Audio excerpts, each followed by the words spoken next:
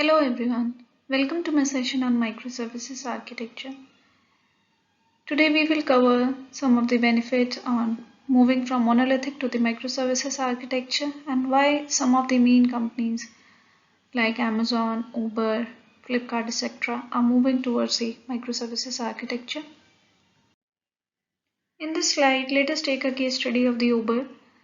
This was the initial monolithic architecture that Uber was following. So um, you have a passenger and a driver login. They log in through the REST APIs to the common code, and you have a web UI as well. The common code will comprise of your passenger management, billing, notification, payments, trip management, driver management. Different modules are there. You can see a Stripe adapter, which is there for the billing. SendGrid adapter is for the email notifications. Twilio adapter they were using for the SMS notifications.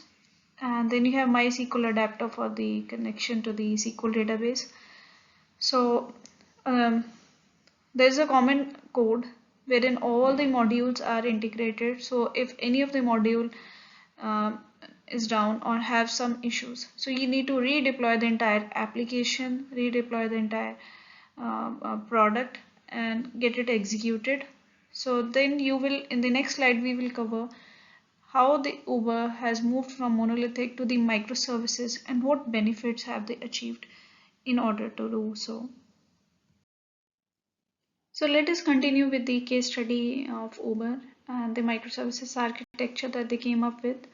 So there may be more modules which have been added now, but this was the initial design that they came up with. So you can see the driver logs in through the mobile through API gateway, and then you have REST APIs for the different modules for passenger management, for billing, driver management, payments, trip management and notifications. And then you have the adapters. This is the web UI login for the driver and the passenger. The adapters are the same. We have Stripe adapter for billing.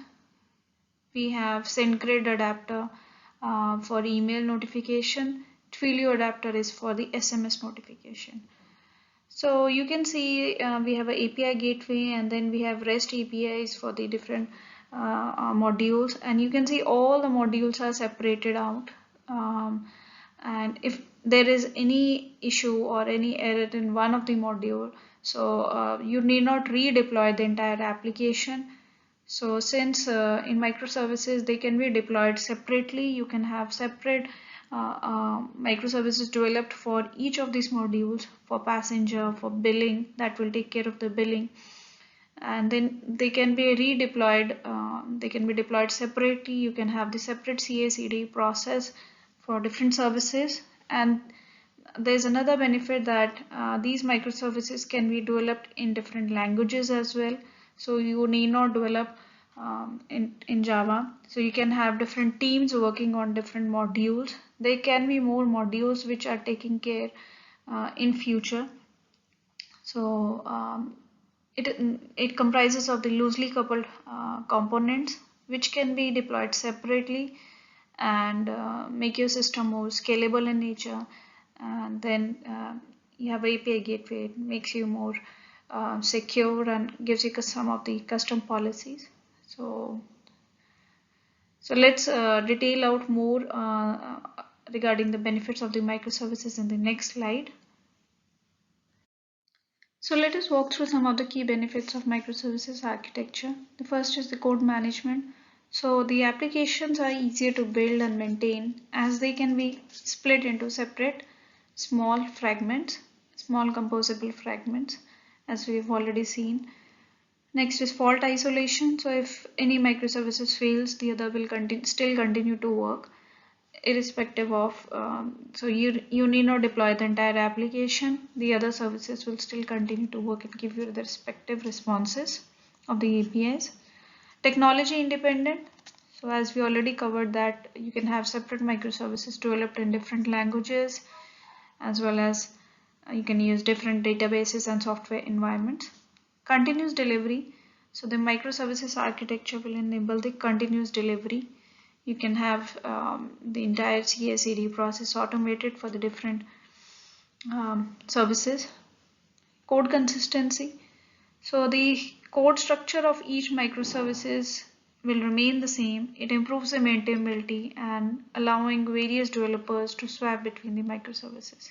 So basically keep the same structure of the microservices, and then you can baseline that structure, and the other services can refer to this same baseline skeleton and develop the other services. Scalability and reusability. So each microservices can be scaled independently. You just need to deploy the number of instances of each of the services, and then you can easily scale and integrate with the other third parties services, and it ensures the reusability. Focus on the core functionality. So basically the developers only focus on the core functionality that's particularly intended for that microservices. Say example, payments or billing. So you just need to focus on that particular functionality. NFR centralized, that's the basically NFRs are abstracted away from the core microservices logic, and they are independently maintained and pulled in through the microservice factory generation. So the non-functional requirements are centralized in nature. So you can abstract from the microservice factory generation. And then long-term maintainability. So what does it mean? That by keeping each microservices as consistent as possible, so this approach will actually deliver the robust, long-lived and utilized microservices. You can maintain them in future. In this slide, let us walk through some of the pros and the cons of microservices architecture. So let's begin with the benefits first. So there's a freedom to use the different languages, as we covered. Then each microservices focuses on the single business function, business capability, as in payments or billing. Then you can support individual deployable units, as we covered, and it allows the frequent software releases. You can have separate releases, and then you can deploy those specific versions of those microservices, and it ensures the security of each services. So you can have security policies enabled, and then you can have the gateway which gives you some of the authorization and authentication policies. Then multiple services are parallelly developed and deployed, right? Then cons of the microservices architecture. So what are the cons that we would cover is it increases the troubleshooting challenges. So if there is a issue, then how we need to troubleshoot that particular challenge. You get that correlation ID and then of that services, and then how you're going to trace the error that's being caused. So that's one challenge. Then it increases the delay due to the remote calls. So there's interdependency, and there may be a remote call, so it may increase the delay due to these remote calls. Next is increased effort for configuration and other operations. So you have some of the common configurations configured, and there may be operations required.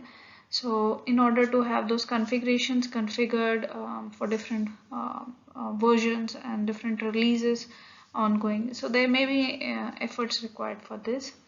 And when you need to configure some variables or properties for different environments, right, and you need to deploy them, those separate configurations for those services on different environments, so there may be efforts required. It's difficult to maintain the transaction safety.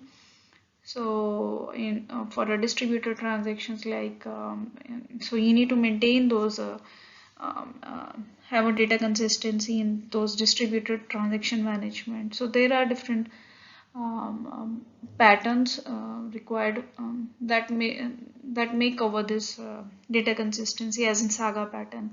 It helps you to maintain the transaction in the distributed architecture. Then it's tough to track the data across the various service boundaries. So in order to track those data, right, you have different services and the intercommunication. So it's tough to track those data across the services. Then is the difficulty to move the code between the microservices. So how you're going to connect and maintain a synchronous communication or asynchronous communication. Synchronous is through the REST template and asynchronous wherein you use some messaging protocols in order to communicate between the services. So that we can cover later on. So these are some of the cons of the microservices. That's all for today. Thanks for watching. If you like my video, don't forget to like, add your comments and subscribe to my channel. Thanks for watching.